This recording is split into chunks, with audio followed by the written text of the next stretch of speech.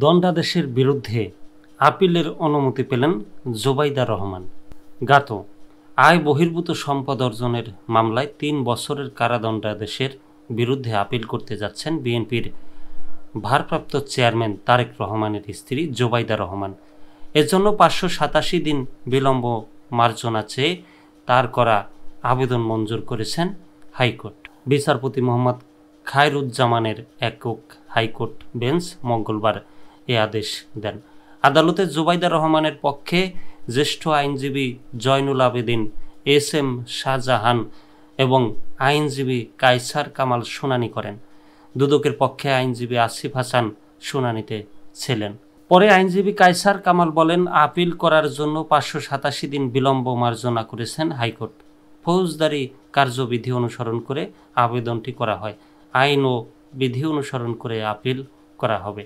মামলায় ২০২৩ সালের ২ আগস্ট রায় দেন ঢাকা মহানগরের জ্যেষ্ঠ বিশেষ জজ মোহাম্মদ আসাদুজ্জামান। রায়ে ২টি ধারায় তারেক রহমানের ৯ বছর কারাদণ্ড এবং তার স্ত্রী জোবাইদা রহমানের ৩ বছরের কারাদণ্ড দেওয়া হয়।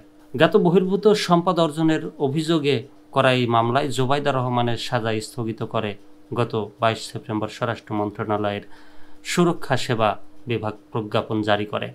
প্রজ্ঞাপনের ভাষ্য, সাজা স্থগিত চেয়ে জোবাইদা রহমানের করা আবেদন এবং আইন বিচার ও সংসদ বিষয়ক মন্ত্রণালয়ের মতামতের আলোকে জোবাইদা রহমানের বিরুদ্ধে করা মামলায় তাকে দেওয়া দণ্ডাদেশ ১ বছরের জন্য স্থগিত করা হলো।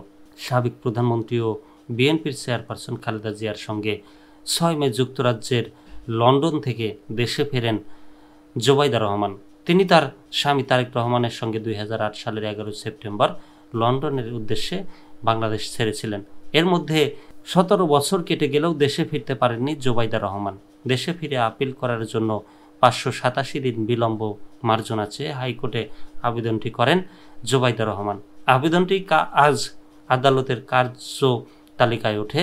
সম্পদের তথ্য গোপন ও জ্ঞাত আয় বহির্ভূত সম্পদ অর্জনের অভিযোগে ২০০৭ সালের ২৬ সেপ্টেম্বর তারেক রহমান, জোবাইদা রহমান সহ ৩ জনের বিরুদ্ধে রাজধানীর কাফরুল থানায় মামলাটি করেছিল দুর্নীতি দমন কমিশন।